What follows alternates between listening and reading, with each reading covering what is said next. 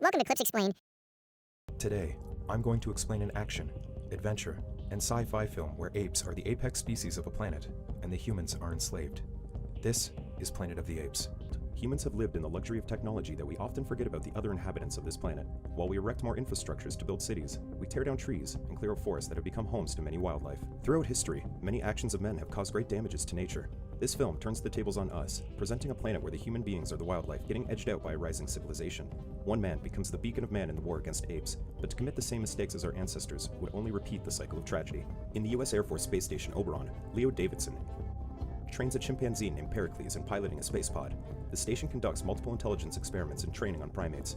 After Leo returns Pericles to the holding area, he receives a video message from home, but it's interrupted by a power outage. When the power returns, Leo is called to the bridge. The power outage was caused by an electromagnetic storm that's drawing close to the space station. The storm bounces multiple radio signals from Earth from several time periods. The captain orders Leo to send in a primate pilot to test if the area around the storm is safe, and only then can they send a human pilot. Leo argues that he should be sent there instead, but he has no choice but to follow standard procedures. At the start of the film, we find more evidence of man's mistreatment of animals. Part of Oberon's goal is to experiment on live apes. These experiments serve the purpose of turning the intelligent apes into assisting the humans. One way they've trained the apes to assist is to test an uncharted area for safety, thus risking their lives. To them, human life is far more valuable than a chimpanzee's. Therefore, they offer Pericles as a sacrifice to space before even considering sending their trained pilot, Leo, into the area. With no choice, Leo sends in Pericles. Pericles' pod approaches the storm but goes off course and they lose track of the pod. Concerned, Leo suggests running some sequencing to determine what went wrong, but instead hops into a second pod to go after Pericles. He launches the pod and ignores his captain's protests. Leo reaches the storm and the space warps before revealing Pericles' pod nearby. He reports to Oberon but loses communication. A surge of energy envelops Pericles' pod and it disappears. The same surge throws Leo's pod off course, causing the power in the pod to shut down. Back in Oberon, the crew receives a mayday transmission from an old man. They attempt to communicate with Leo but fail. Another surge of energy pushes against Leo's pod and the power returns. The control system erratically jumps dates as the pod nears a planet. With the pod malfunctioning, Leo is left with no choice but to land it on the unknown planet. The pod crashes into a forest violently and sinks into a pond. Leo swims to the surface uninjured but stranded. Following a rustling sound, Leo finds a group of humans running from armored beasts. The humans are picked off one by one by apes clad in armor and riding on horses. Leo and a few humans reach a clearing, only to be met by an army of apes. While the rest of the humans are loaded into a wagon, Leo gets knocked off his feet by a chimpanzee. He's cornered by two apes, Colonel Attar and General Thade, who, to his surprise, speak in English. The apes cage the humans into a wagon pulled by other enslaved humans. Leo has found himself on a planet where apes are in control, and the humans are treated like cattle. From the way that the humans are hunted down, rallied into a wagon, and are used to pull the same wagon that carries their own kind, the apes' treatment of them is similar to how our world treats animals whom we refer to as beasts of burden. The film shows the humans pulling the wagon chained, wearing blinkers, and whipped into submission. The image makes us wonder how it feels for horses who carry humans and their cargo to a destination they didn't choose to be in. Since mankind has used horses for centuries, most of us may have not questioned this practice at all. Leo is astonished and horrified upon arriving in the town, witnessing how the apes have built a community similar to the people on Earth while the humans of this planet are mere slaves. He asks the other people in the cage for information, but none of them dare speak to him. Their wagon passes by a group of young apes who throw rocks at the humans, only to be stopped by a female chimpanzee named Ari.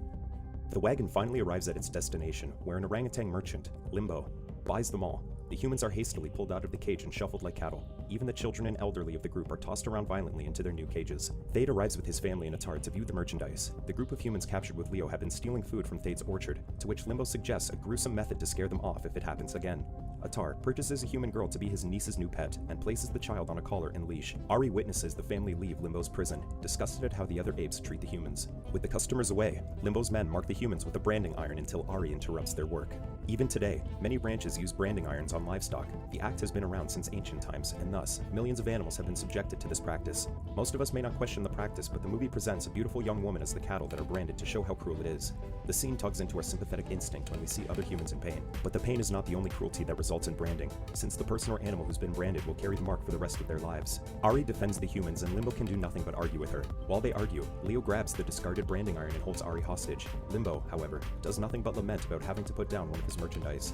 Unnoticed by him, Leo quietly asks Ari for help. A blonde woman named Diana escapes from her cage during the commotion but is quickly grabbed by Limbo. Hoping to save the two, Ari buys both Leo and Diana. At Ari's home, her father, Senator Sandar, is frustrated over her new purchases. They retreat to their dinner party and leave the human slaves to clean up in the kitchen. When left alone with Diana, Leo grabs a knife and plots out his escape. He's immediately blocked by the head of the household, Krull. With Krull watching him, Leo is forced to wait on the apes, including their guests, Senator Nato and his wife, Nova. Atar and Thade arrive, with the latter already ranting on how he cannot visit his dying father due to his struggles with the humans. Thade is adamant about removing the humans from their lands, but the humans outnumber his army. Nato and Nova chime in with their disregard for humans, but Ari defends the humans and sees potential in them. The others laugh at her notions, however. Leo brings in their food, but Thade knocks him off his feet and forces his mouth open, sarcastically searching for a soul inside. The guests simply laugh at this. The scene disturbs Ari and so she leaves. The way Thade and the guests speak about the humans implies that they see them as no more than pests that must be removed. Thade regards them like parasites that must be exterminated for their society's expansion, while the guests merely laugh and make baseless comments. Sadly, their views are not limited to this movie. Many people view other life as pests that get in their way. Our superiority over the plants, animals, and insects made many people blind to the fact that other species are living creatures, just like us. In the garden, Ari's writing is interrupted by Thade. Thade professes his love for her, but Ari knows he's only interested in her father's influence. After she disregards his feelings, Thade jumps out and onto his horse. Upon landing, two soldiers bring something to his attention. That evening, Leo is caged along with the other slaves. He uses the knife he stole to pick the lock and frees himself, Diana, and another slave named Taval. Meanwhile, the soldiers bring Thade back to the forest where Leo's pod crashed. The soldiers witnessed the crash but didn't know exactly what it was. Knowing that only the three of them know about this, Thade attacks the soldiers to leave no witnesses. Leo and the others reach Limbo's prison to free Diana's father, Karubi, and their fellow tribesmen, Ganar and a boy named Byrne. The group escapes and passes by drunk apes that alert the soldiers. During their escape, they pass by Thade's niece's bedroom where Diana frees the human girl that was bought as a pet earlier. The humans are then cornered by Ari and Krull. Ari plans to bring the humans back home and use her position to save them from punishment, but the humans aren't confident about this. Leo begs Ari to help them escape, and in return, he'll show her something that would change their world. Convinced, Ari agrees. They leave the child behind to hide in Ari's home as the path is too dangerous for the girl. Throughout the movie, Ari has been portrayed as a noble ape who sees humans as nearly equal to her kind. Yet, despite her power and position as the senator's daughter, she could only do so much. She has done what she can to save a few lives, but it's not enough when the entire world is still convinced of the old ways. The movie attempts to show how her small actions can trigger a greater chance to save human lives. However, Leo still had to bribe her with the promise of change before she risked her position to let them escape. During their escape, Atar spots them and Karubi sacrifices his life to allow the others to escape. Thade instructs Atar to kill all the human escapees except for Leo. Upon learning that Ari is helping the humans, Thade is angered, but he plots to lie that Ari was taken against her will to gain support from the Senate. The group reaches the area outside the city. Ari attempts to comfort a grieving Diana, but it ends with the two snapping at each other. Krull suggests for Ari to turn back, but she refuses. They reach the pond where Leo's pod crashed into. Ari is terrified of getting too close to the pond, as apes are scared of drowning. Leo dives into the pond, followed by Diana, who finds the dead soldiers Thade killed. Leo retrieves a bag from his pod and brings Diana back to the surface. From the bag, Leo gathers a gun and a communication device, which reveals that the Oberon is already on the planet. With his items sparking the curiosity of the others, Leo reveals that he's from another planet where apes live in zoos and humans are in control. Limbo drops onto Gunner, prompting Byrne to fight back. Two of Limbo's men capture Byrne and Leo fires his gun at them, surprising everyone. Threatened by the weapon, Limbo surrenders. While Ari defends Limbo's life, Leo notices him reaching for a weapon and fires at him. Instead of killing the orangutan, Leo decides to take him as a prisoner. As soon as the situation calms, Krull takes Leo's gun and breaks it, not wanting such a weapon to be at the hands of a human. Despite cooperating with the humans, Krull and Ari are still stuck in the mindset that humans are a lower class. Without full knowledge of what the gun is and what Leo intends to do with it, they immediately remove it from the equation. To them, the humans are still wild creatures and putting a weapon at their hands despite being on their side is too dangerous. It's a wonder how two species who possess seemingly equal intelligence and speak the same language could grow as apart as these apes and humankind. This only shows how powerful bigotry is in shaping society. Meanwhile, Sandar asks for Thade's help to find his daughter. Thade uses this to convince Sandar to declare martial law, allowing him full power to get rid of the humans from their territory. Worried for his daughter, Sandar agrees. After speaking to the senator, Thade is quickly gathered to see his father. The next day, Leo leads the group to his ship's location. He shares how on Earth, apes were nearly extinct due to deforestation, and those who survived were kept for experiments. Hearing Ari's horrified reaction to this, Leo admits that humans from his planet do worse to each other. Their intelligence brings further danger to themselves. Ari is entranced by his knowledge and seemingly flirts with Leo, which he ignores. Thade visits his dying father, Zaius, who asks about Leo, whom they believe did not come from this world. With his dying breath, Zaius reveals that in the past, apes were slaves to human masters. To convince Thade, he instructs his son to break an urn, revealing an ancient handgun inside. The gun represents how dangerous humans could become. He tells Thade to stop Leo from reaching Kalima, the forbidden area where evidence of their history could be found. Filled with rage against humans, Zaius takes his final breath. When lies are passed down long enough, they can become the truth. Thade's family has been aware of the truth about humans, but only sees the danger of their capabilities rather than the potential advantage of it.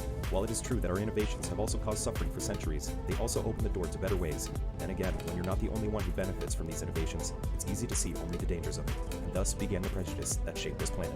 Later that day, the group is nearing Kalima. The apes believe that Kalima is where their creation began and were the first of their kind. Simos will be brought back to life. Ari, however, is skeptical over these religious stories. Seeing that they're also getting closer to Oberon, Leo pushes on. However, they're blocked by an army camp. They wait for the night before stealing horses to cross the river. Leo fires a flare gun to divert the army's attention, giving them time to escape. The soldiers soon take notice and chase after the group. Leo breaks their camp and sets tents on fire too, alerting Attar. Ari's horse is startled by the ablaze, causing her to drop onto the shore. Leo throws a torch into Attar's tent, burning his religious altar. Angered, Attar throws chains toward Leo, making him lose his horse.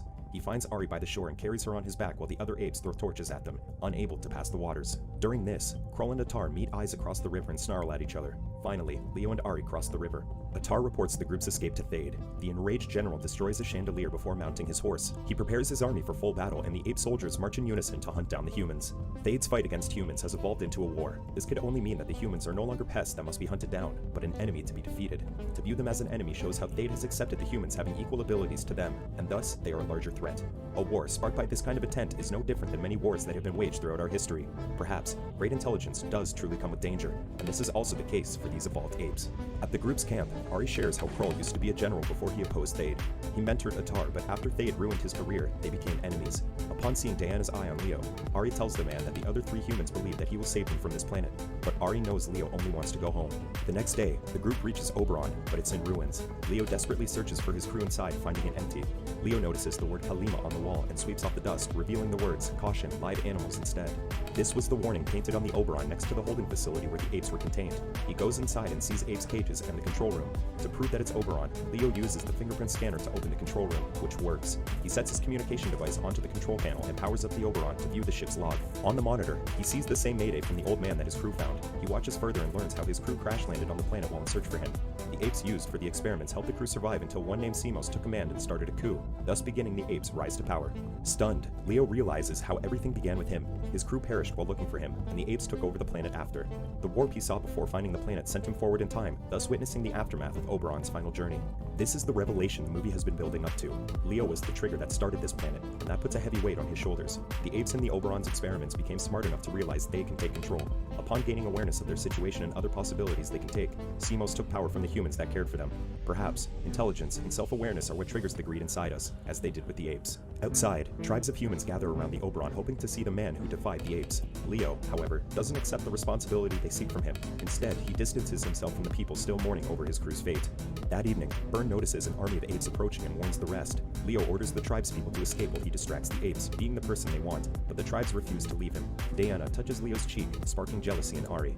Later that night, Ari enters Thade's tent and begs for his forgiveness. Thade accuses her actions as a plot to trade herself for the humans' lives. Thade rejects her and brands her hand before sending her back to the humans. While Thade assumes that Ari was trading herself to stop the war, the movie doesn't truly make this clear.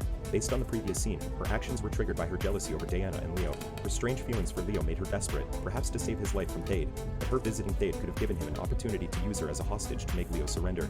This possibility may not have crossed her mind due to her clouded mind. The following morning, Ari joins him as he watches the video log again. Leo notices the brand in her hand and sympathizes with her. Later that day, Leo discovers one of Oberon's fuel tanks is still full, inspiring an idea. Nearing sunset, the tribes take position as Thade's army arrives. Byrne rides a horse to the front lines despite being ordered to join the tribes.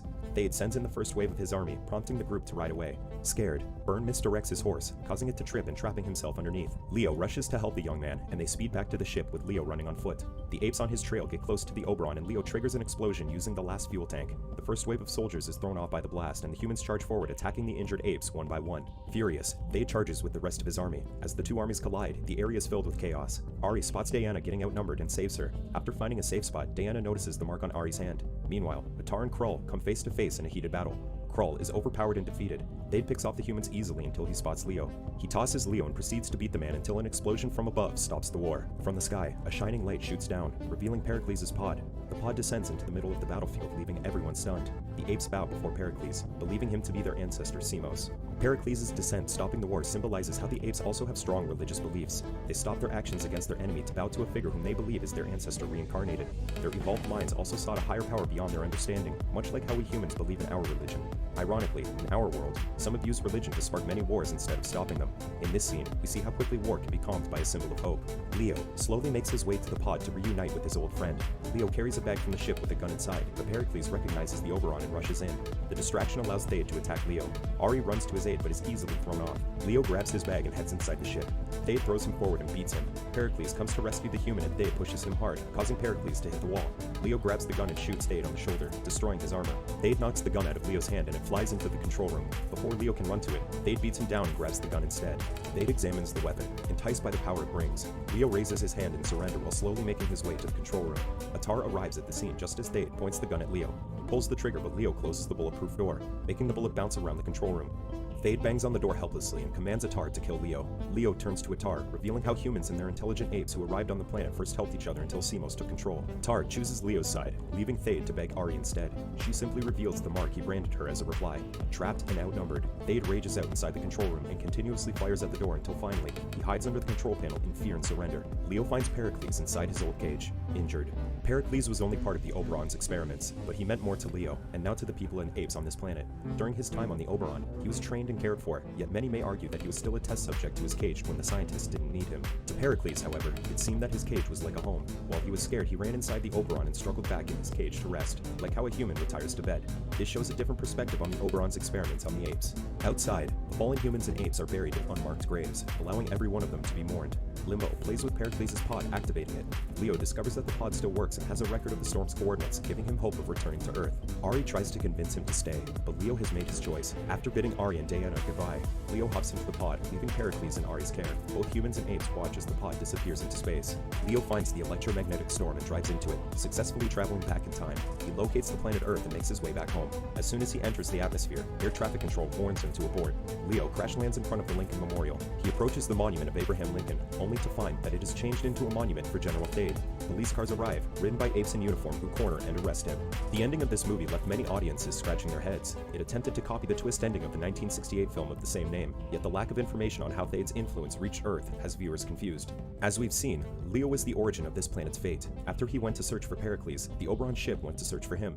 The electromagnetic storm that allowed time travel acted like a vortex. Therefore, when Pericles went into the storm first, he came out last. The Oberon, being the last to enter the vortex, had them exiting the time warp first, thus sending them earlier in the timeline. The crew members attempted to survive on the planet with the help of the intelligent apes they've trained, but when one ape, Simos, realized that they could take control, the apes turned on their caretakers and claimed absolute power. The human tribes on this planet are descendants of the crew, while the ape society fabricated the stories of how Simos was the first ape.